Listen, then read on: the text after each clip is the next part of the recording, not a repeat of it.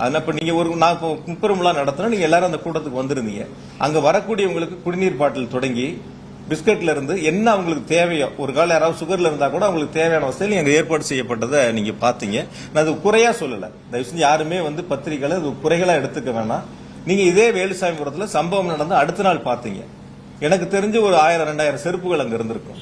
ஒரு எம்டி தண்ணி பாட்டில் ஏதாவது ஒண்ணு அந்த இடத்துல இருந்துச்சா? நீங்க யாராவது பாத்தீங்களா? ஒரு குடிச்சா தண்ணி பாட்டில் எம்டி பாட்டில் கீழே தானே கிடக்கும். செருப்பு எப்படி கீழே கிடந்துச்சோ அதுதானே இருக்கும்.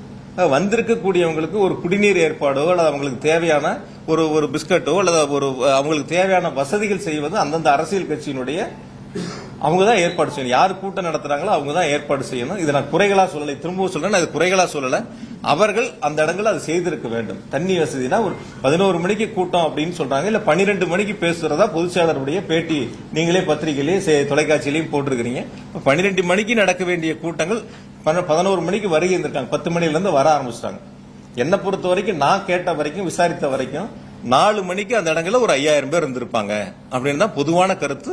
சில பேர் உங்ககிட்ட கூட நானும் பேசினேன், எவ்வளவு பேர் இருந்தாங்கன்னு கேட்கும்போது கூட நீங்க சொன்னீங்க 4000 ஒரு 5000 பேர் இருக்கும். அப்ப அந்த குறித்த நேரத்தில் அந்த கூட்டங்கள் நடந்திருந்தாலோ அல்லது 12 மணிக்கு சொல்லி ஒரு 4 மணிக்கு நடந்திருந்தாலோ இது போன்ற ஒரு அசம்பாவிதங்கள் நடந்திருக்காது அப்படிங்கிறது பொதுமக்களுடைய கருத்தா இருக்கு.